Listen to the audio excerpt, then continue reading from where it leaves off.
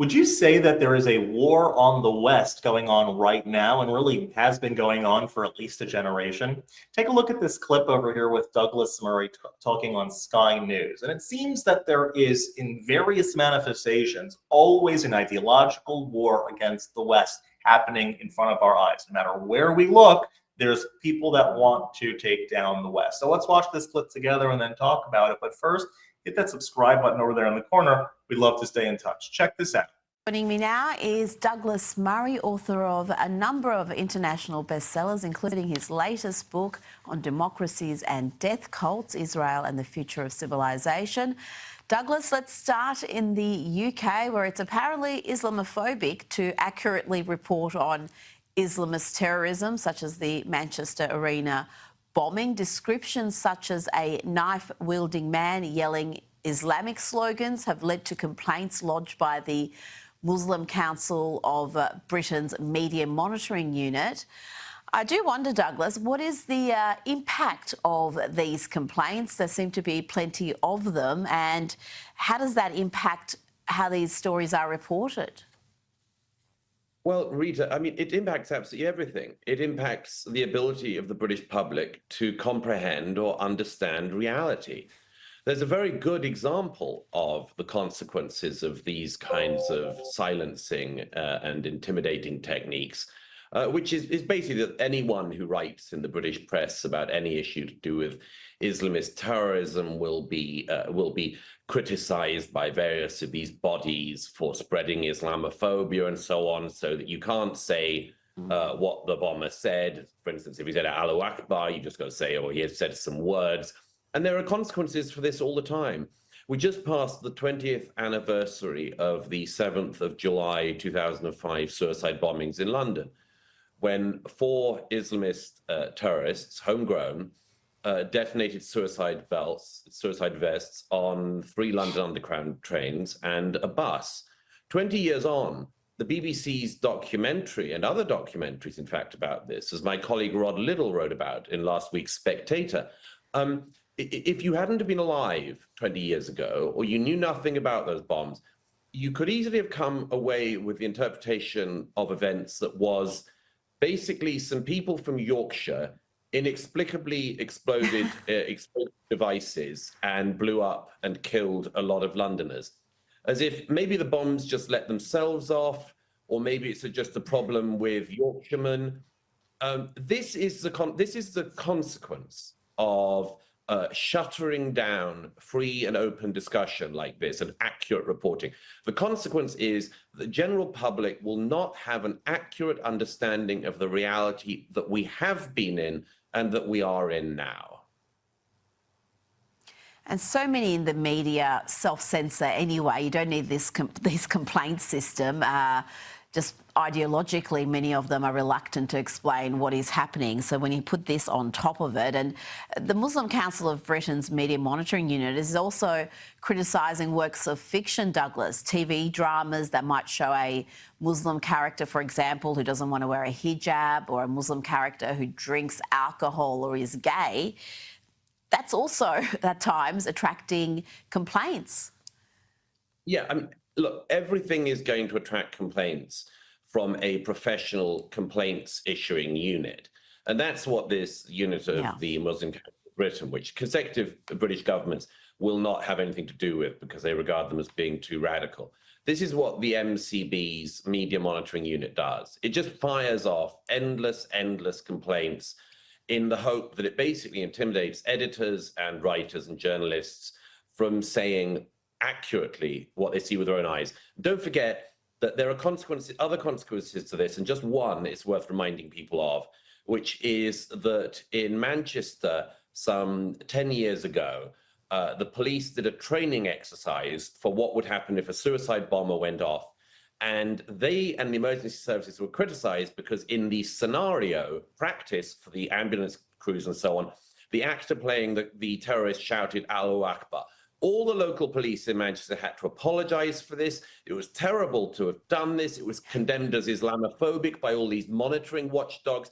And then it turned out that the suicide bomber at the Manchester Arena, was an Islamist terrorist, and he detonated about 9 months later. So this literal attempt to rewrite reality has consequences that are real. Absolutely, and this is another consequences of the climate that has been created.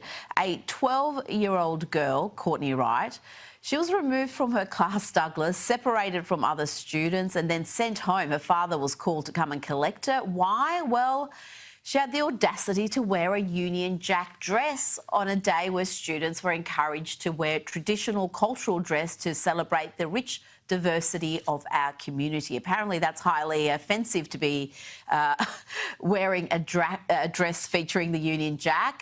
This is a straight A student. She's not a troublemaker, but she was told by teachers at Bilton School in Rugby that her outfit was unacceptable. She was removed from class. And Douglas, I don't know, perhaps if she arrived in a burqa, they'd be quite happy with that.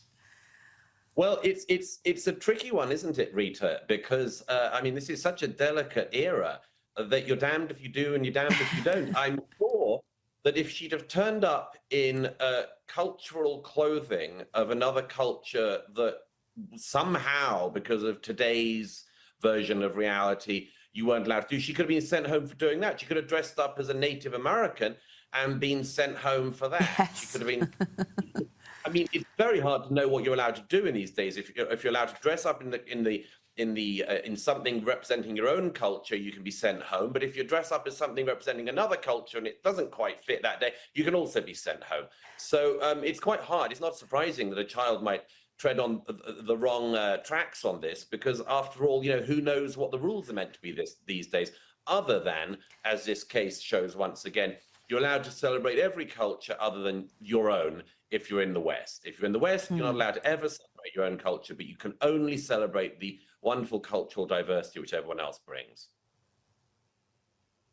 Now to the US, and you've written for the New York Post about Zohran Mamdani's delusions of grandeur. This is a man, Douglas, who is the front runner, as we know, to be the next mayor of New York City. You think that would be a big enough role, but his ambitions, his focus appears to be on international issues. He says he's all about New Yorkers, but he can't help weigh in on foreign policy. Yes, that's right. Zohran Mamdani has announced that he would have Benjamin Netanyahu arrested, the Israeli Prime Minister arrested, if he were to set foot in New York. Benjamin Netanyahu, of course, was in New York last year for the United Nations. Most countries in the world, in fact, almost all countries, send representatives to the United Nations. It's one of the things about the UN being in New York. Lots of world leaders come here. But Mamdani decided to single out the Prime Minister of the Jewish state, but he's also in the past described the Prime Minister of the world's biggest Hindu state as also being a war criminal. And you know, this is very interesting to me, because why would somebody frankly, let's be honest about it, he's of a Muslim background, and he seems to be just reiterating certain Muslim political talking points. It's to attack a Hindu leader, it's to attack the leader of the one Jewish state. And I mean, this is just something we have seen a lot in Europe in recent years. And it's very striking seeing this kind of Islamic politics come to New York, because you know, last year at the United Nations, the so-called president of the Revolutionary Islamic Republic of Iran spoke on the stage of the United Nations. We have not yet heard Mamdani say that if a representative of the revolutionary government of Iran sets foot in New York, that they will be arrested. Why? Why is it only the prime ministers of India and Israel who must be arrested in New York? Why, when President Erdogan of Turkey comes to the United Nations each year, I'm sorry, but the president of Turkey is currently occupying the north of Cyprus, which is an EU member state. Recep Tayyip Erdogan is an occupier. He's literally occupying at the moment. He's been repressing and attacking the stateless Kurdish people for decades. Why is Mamdani not calling for the detention and arrest of President Erdogan? I'm afraid this is Islamist politicking on the international stage, being brought to the domestic stage in New York, and I think it has no place in a mayoral race, but it's very telling that this sort of politics has now even entered New York mayoral politics. It's going to be a fascinating race. The polls have him in front at the moment, but there's a long way to go. There's a growing trend, unfortunately, in our society that wants to see the West fall, and it will support and champion anything that seems to be pushing for the downfall of the West. So whether that is turning anything that is radical Islam and radical Islamic behavior, just dismissing that and calling it Islamophobia and permitting it to continue, or reprimanding this girl who wore a Union Jack British flag as her cultural appreciation and celebration day, which was her culture, and then she was told not to come to class that day because this was something that symbolizes the West. And whether we're talking about Zoran Mamdani, who again spouts ideas that are counter to Western culture. He actively promotes ideas that are socialistic or communistic, even has views about the world and about foreign policy that are counter to regular Western values. And so this trend where and all of its manifestations of hating the West, hating America, hating Britain needs to stop. We need to those who do treasure America, those who do treasure the West, need to stand up and stand out and be someone that really represents in a very positive way, not shouting, not kicking, not going to war, no violence, nothing like that, but show your life, live your life according to the shining precepts that are our civilization.